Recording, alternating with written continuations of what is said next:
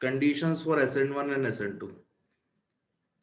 Conditions for SN2, SN1 के लिए क्या कंडीशन होगी, SN2 के लिए क्या होगी। कंडीशंस फॉर SN1, ठीक है। तो SN2 के लिए we should have strong nucleophile,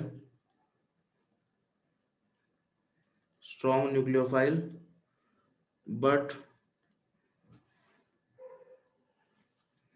it should not act as base, it should not act as base। बहुत ज्यादा रिएक्टिव चार्ज नहीं लेना है, otherwise it will start to act as a base. तो न्यूक्लियोफाइल स्ट्रॉन्ग होना चाहिए, बट इतना strong नहीं हो कि बेस की तरह एक्ट करने लग जाए।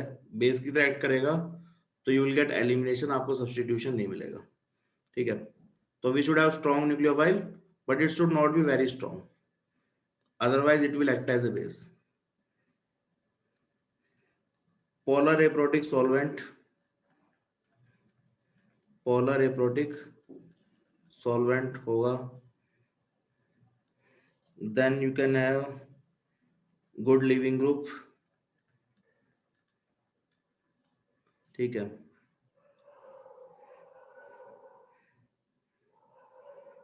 लो और मॉडरेट टेम्परेचर, टेम्परेचर ज़्यादा नहीं होना चाहिए। हाई टेम्परेचर पे एलिमिनेशन फेवरेबल होता है, तो टेम्परेचर शुड बी लो। तो this is condition for substitution. High temperature होगा तो यू विल गेट एलिमिनेशन। यहाँ पे क्या होना चाहिए, we should have weak nucleophile, polar weak nucleophile और सॉल्वेंट एज न्यूक्लियोफाइल।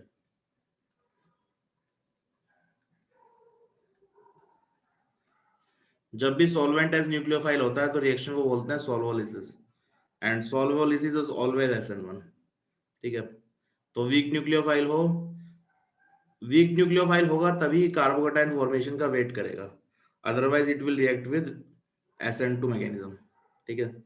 लेकिन वीक न्यूक्लियोफाइल है तो पहले it will wait for carbocation formation, then it will react. Polar protic solvent होना चाहिए एनायंस और कैटायंस को सॉल्वेट करने के लिए, स्टेबल करने के लिए। तो we should have polar protic solvent, stable carbocation, stable carbocations, ठीक है। And again good leaving group इसके लिए भी सही है, it should have good leaving group and low temperature, low temperature, ठीक है। यहां आप एक पॉइंट और ऐड कर सकते हैं, we should have less steric hindrance, less steric hindrance. Steric hindrance अगर ज्यादा होगा, यानी कि जिस कार्बन पे डेल्टा पॉजिटिव चार्ज है, जिस कार्बन पे क्लोरीन अटैच्ड है, अल्फा कार्बन, अगर उस पे बहुत ज्यादा बड़े बड़े ग्रुप लगे हुए हैं तो nucleophile will not be able to easily attack on that delta positive charge, ठीक है। तो वहां पर रिएक्शन इजिली नहीं होगी। फॉर एग्जांपल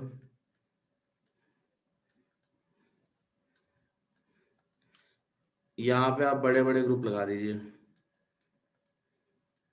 तो we have this positive charge, negative, यहाँ कोई न्यूक्लियोफाइल है तो यहाँ से इस तरफ से जाएगा, यहाँ से तो जा नहीं सकता because negative negative will be repulsion. तो इस साइड से जाएगा तो नेगेटिव से रिपल्शन फील होगा, तो बैक साइड से जाएगा। अब बैक साइड में you have three three large group, very large group. तो यहाँ पर ये CH3 तीनों मिल करके इस कार्बन को पूरी तरीके से कवर कर लेंगे, ठीक है। तो न्यूक्लियोफाइल को आने की जगह नहीं मिलेगी, तो nucleophile will feel repulsion, it will feel repulsion from large CH3 groups, large CH3 groups। तो इसको हम बोलते हैं स्टेरिक हिंड्रेंस, ठीक है। स्टेरिक हिंड्रेंस क्या है कि लार्ज ग्रुप यहाँ लगे हुए हैं तो this nucleophile will feel repulsion, क्योंकि ये यहाँ पे इजिली जा नहीं पाएगा, पूरी पोजीशन जो है कवर्ड है, ठीक है। तो यहाँ पे SN2 नहीं होगा, नो SN2। तो SN2 के लिए स्टेरिक हिंड्रेंस बहुत बड़ा फैक्टर है, स्टेरिक हिंड्रेंस ज्यादा होगा तो SN2 हो ही नहीं सकता।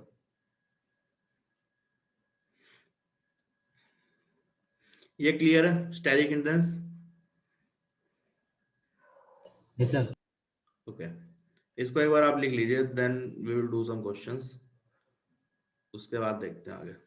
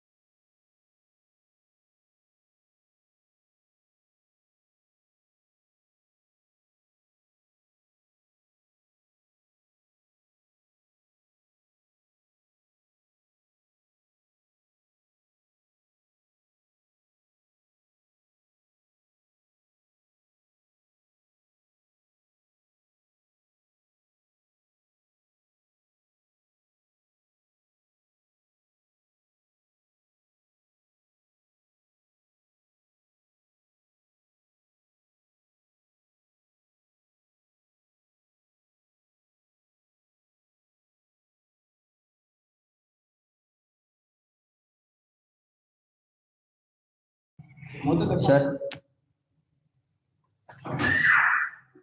यस, तो जो कंडीशंस फॉर SN2 में पोलर अप्रोटिक सॉल्वेंट लिखे हैं, तो ऊपर एक रिएक्शन में आपने SN2 में पोलर प्रोटिक सॉल्वेंट लिए थे। देखिए ये कंडीशन जो है they are more of a guideline than conditions. ऐसा नहीं है कि पोलर एप्रोटिक सॉल्वेंट होगा तो ही SN2 होगा, ठीक है, या पोलर प्रोटिक सॉल्वेंट होगा तो SN1 होगा, ऐसा नहीं है। Polar protic solvent favours SN1, लेकिन SN1 होने के लिए कार्बोकेटाइन भी तो स्टेबल होना चाहिए। Carbocation should be 3 degree, allyl, benzyl, it should be some stable carbocation. तो 1 डिग्री 2 डिग्री कार्बोकेटाइन अगर बन रहा है तो most probably they will go with SN2, वो कार्बोकेटाइन नहीं बनेगा। 3 डिग्री कार्बोकेटाइन बन रहा है, एलाइल कार्बोकेटाइन बन रहा है रेजोनेंस स्टेबलाइज्ड, बेंजाइल कार्बोकेटाइन बन रहा है, तो they can go with SN2, sorry SN1, provided we have polar protic solvent to further stabilise them, ठीक है। तो these are not condition, these are more of a guideline that favors SN1 and SN2 reactions, clear है? Yes sir. So they are not hard conditions कि polar protic solvent होगा तो SN1 ही होगा, ऐसा नहीं है। We should have stable carbocations also, ठीक है। Yes sir. ये लिख लिया है सबने? Yes sir. ओके, अब कुछ क्वेश्चंस दे रहे हैं हम, दे आर सब्स्टिट्यूशन रिएक्शंस। आपको बताना है प्रोडक्ट क्या होगा and if the reaction go with SN1 और SN2 mechanism, okay. First question is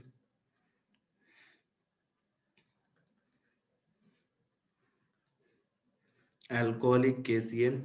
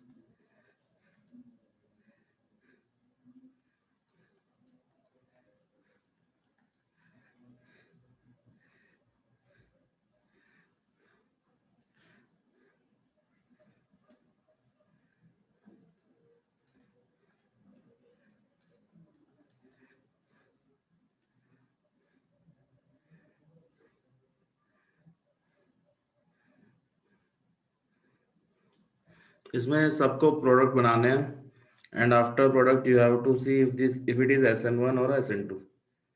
ठीक है।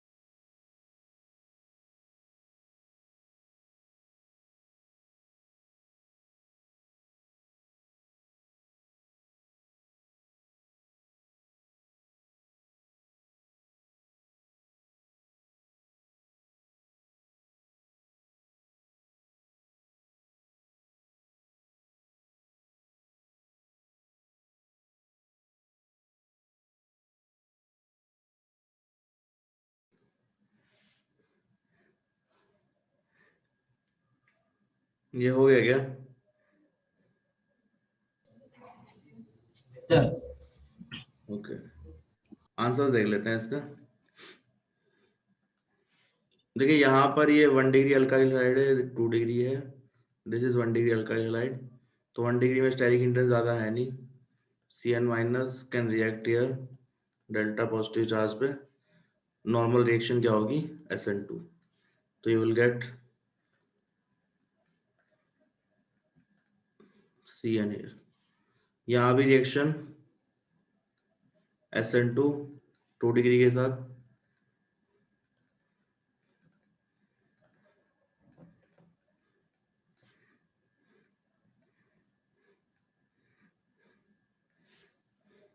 यहाँ पे कोई स्टेरिक इंटेंस नहीं है,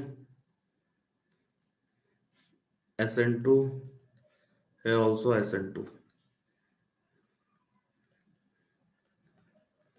अब देखिए यहाँ पोलर प्रोटिक सॉल्वेंट है, एक्वस मीडियम है, but it does not means कि यहाँ कार्बोकेटाइन बनेगा, क्योंकि carbocation 1 degree 2 degree are not very stable carbocation.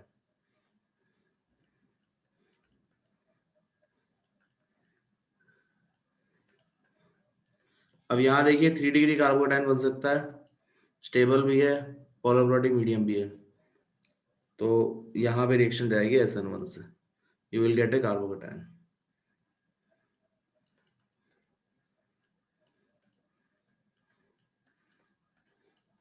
OH minus, so you will guess this product।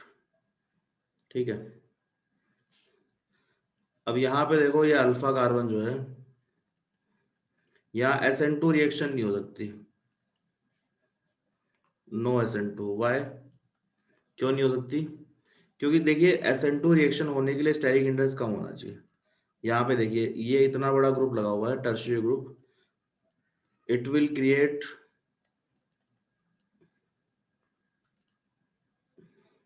Steric hindrance, बहुत ज्यादा यहाँ स्टेरिक हिंड्रेंस क्रिएट कर देगा ये। तो न्यूक्लियोफाइल को आने की जगह ही नहीं मिलेगी, बहुत ज्यादा रिपल्शन होगा। तो इतना बड़ा ग्रुप लगा हुआ है तो SN2 तो हो नहीं सकता, the only option is SN1। SN1 भी होगा तो स्लो होगा, यहाँ पे फास्ट नहीं होगा, because you are making 1 degree carbocation. तो steric hindrance is a very important factor for SN2। Steric hindrance ज्यादा होगा तो SN2 नहीं हो सकता। अब यहाँ पे मिथाइल शिफ्ट होगा, तो you will gate a new carbocation, CH2 CH3। Finally answer क्या आएगा?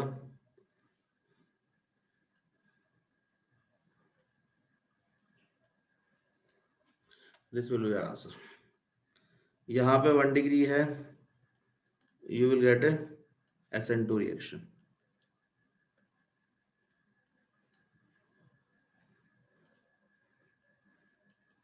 CH2OH। यहाँ पर वी हैव 3 डिग्री, तो SN1, तो first you will get carbocation, then OH minus alcohol. तो जहाँ 3 डिग्री कार्बोकेटाइन बन रहा है, अलाइल कार्बोकेटाइन बन रहा है, बेंजाइल बन रहा है, स्टेबल कार्बोकेटाइन है, वहाँ SN1। अब यहाँ देखिए वी हैव 2 डिग्री, तो यू विल गेट SN2,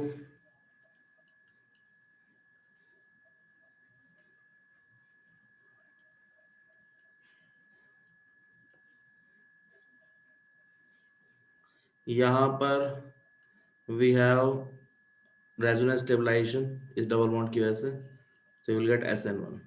दूसरी बात यहाँ पर क्या है, solvent as a nucleophile, solvent as nucleophile, तो ये न्यूट्रल न्यूक्लियोफाइल है, वीक न्यूक्लियोफाइल है, तो यहाँ पे कभी भी इन दोनों रिएक्शन में SN2 रिएक्शन नहीं होगी। ठीक है, दिस इज सॉल्वोलिसिस, सॉल्वोलिसिस, तो it is always SN1। whenever we have solvent as a nucleophile, it is SN1 reaction, always SN1। ठीक है, तो याद रखिएगा सॉल्वोलिसिस रिएक्शन क्या है, when solvent act as a nucleophile, and solvent क्योंकि neutral है तो SN2 रिएक्शन नहीं करा सकता, it will always go with SN1 reaction. तो यहाँ कार्बोकेटाइन बनेगा, CH2 पॉजिटिव, ठीक है। अब इसमें दो प्रोडक्ट बन सकते हैं डिपेंडिंग ऑन आपका कार्बोकेटाइन कौन सा है। You can also get this carbocation. तो ये वाला ऑब्वियसली ज़्यादा स्टेबल लग रहा है, तो यहाँ से C2H5OH, तो you will get this product OET। और यहाँ से क्या मिल रहा है, CH2OET, ठीक है। तो दो प्रोडक्ट मिल सकते हैं, दोनों में से जो स्टेबल कार्बोकेटाइन से होगा वो बन जाएगा।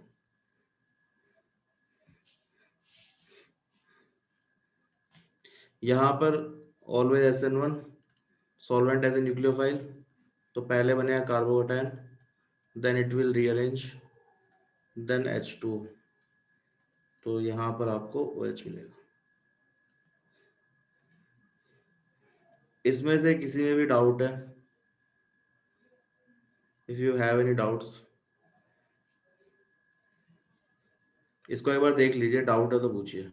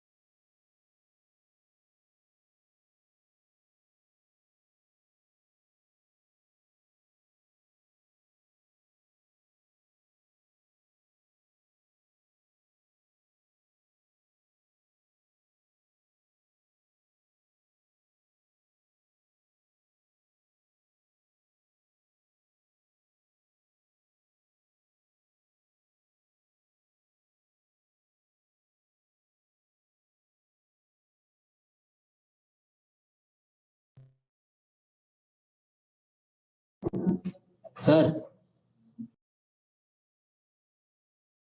यस, क्या डाउट है? 6 मेंबर रिंग वाला में मिथाइल और Br है ना, उस रिएक्शन इसमें SN1 नहीं हो सकता क्या? नीचे, ये नीचे वाले। यस, यस इसमें उसमें। यस 2 डिग्री कार्बोकेटाइन बनेगा ना, यस SN1। Sir, possible. नहीं, 2 डिग्री नहीं बनेगा, 3 डिग्री होता तो बन जाता यहाँ पे जैसे बना है। 2 डिग्री में नहीं बनेगा, 2 डिग्री में SN2 ही हो रहा होगा। सर कैसे डिसाइड करें इसमें? कार्बोकेटाइन स्टेबिलिटी पे 3 degree carbocation are more stable than 2 degree, तो 1 degree 2 degree carbocation SN1 reactions में यूजुअली हम नहीं बनाते, सब्स्टिट्यूशन रिएक्शंस में, ठीक है। Yes sir. सर रीअरेंजमेंट नहीं होगा? कहाँ पर रीअरेंजमेंट? सेम क्वेश्चन इसमें सर। देखिए, रीअरेंजमेंट के बाद क्या बनेगा उससे मतलब नहीं है। पहला जो कार्बोकेटाइन आपका बन रहा है ना, दैट शुड बी स्टेबल, उसके बाद वो रीअरेंज भी हो सकता है, but that should be 3 degree और रेजोनेंस स्टेबलाइज्ड। देखिए यहाँ 3 डिग्री है, यहाँ रेजोनेंस स्टेबलाइज्ड है, यहाँ सॉल्वेंट एज ए न्यूक्लियोफाइल है, तो एनीवे SN1 ही होना है चाहे कोई भी कार्बोकेटाइन हो। 1 डिग्री 2 डिग्री 3 डिग्री, इसके लिए और कोई ऑप्शन नहीं है, क्योंकि न्यूट्रल जो आपका यहाँ पर न्यूक्लियोफाइल है, it is not a strong nucleophile, तो ये SN2 नहीं करेगा कभी भी, ये कार्बोकेटाइन फॉर्मेशन का वेट करेगा, देन इट विल रिएक्ट। तो solvolysis when solvent act as a nucleophile, हमेशा SN1 पाथ को फॉलो करते हैं, ठीक है। लेकिन यहाँ पे रीअरेंज होने के बाद 3 डिग्री बन रहा है, उससे मतलब नहीं है, पहले ही 3 डिग्री होना चाहिए। ये क्लियर है? और कोई डाउट है क्या? नहीं, तो इसके आगे का नेक्स्ट क्लास में हम लोग डिस्कस करेंगे।